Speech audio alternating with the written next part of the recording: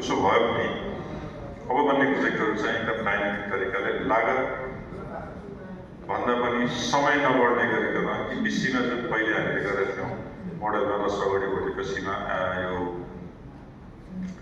Emerald बुकमा अलिकति modify गरेर सेयर्ड रिस्क सेयर्ड कस्ट भनेर त्यसमा अझै बढी परिमार्जन गरेर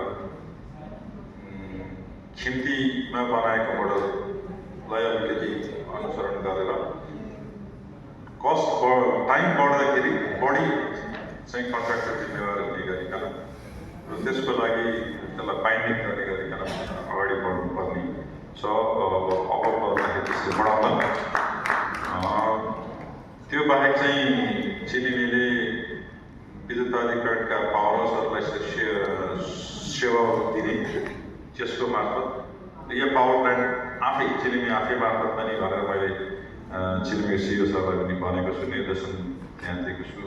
र त्यसबाट एउटा चाहिँ चिलिमी जुन उद्देश्यले पहिले बनाएका थियौँ, चिलिमीले हामीले त्यति बेला बनाउँदाखेरि सेयर धनीलाई सेयर बाँड्छौँ भनेर बनाएको छ होइन।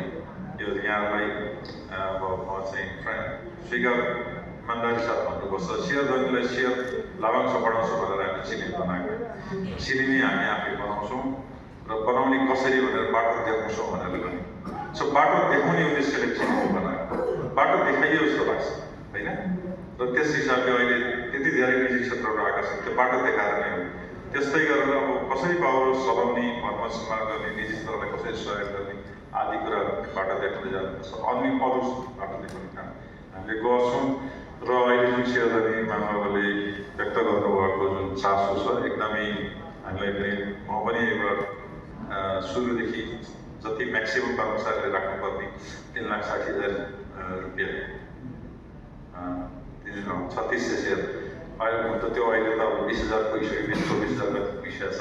त्यो हिसाबले मेरो पनि राम्रै यसमा चाहिँ एउटा सेयर कर्मचारी सेयर भन्ने हिसाबले छ र यसको चाहिँ लाभांश बढोस् भन्ने व्यक्तिगत पनि इच्छा छ। तर प्राधिकरणको तर्फबाट चिलिमीमा चाहिँ अध्यक्षको रूपमा रहँदै गर्दाखेरि अहिले हामीले एउटा अर्को एउटा आयोजनाको लागि आवेदन दिँदैछौँ। अब यो अहिले हामी यहाँ डिस्क्लोज गरेर भन्न सक्ने अवस्थामा छैन, किनभने त्यो भइसकेको छैन।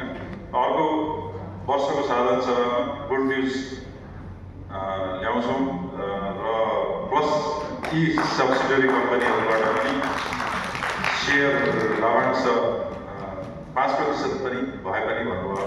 त्यो उहाँहरू सब्सिडी कम्पनीहरू मार्फत ल्याएर अर्को वर्ष चाहिँ यो जुन अहिले देखिएको छ यसमा चाहिँ नेगेटिभ देखिएको छ सब्सिडी कम्पनीहरूको, त्यो घाटा हामीलाई ट्रान्सफर भएको छ।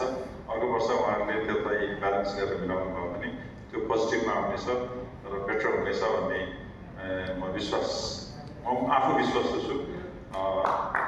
त्यति भन्दै अब म चाहिँ एउटा यो महालेखा परीक्षक विद्युत प्राधिकरणको प्रस्तुति छ।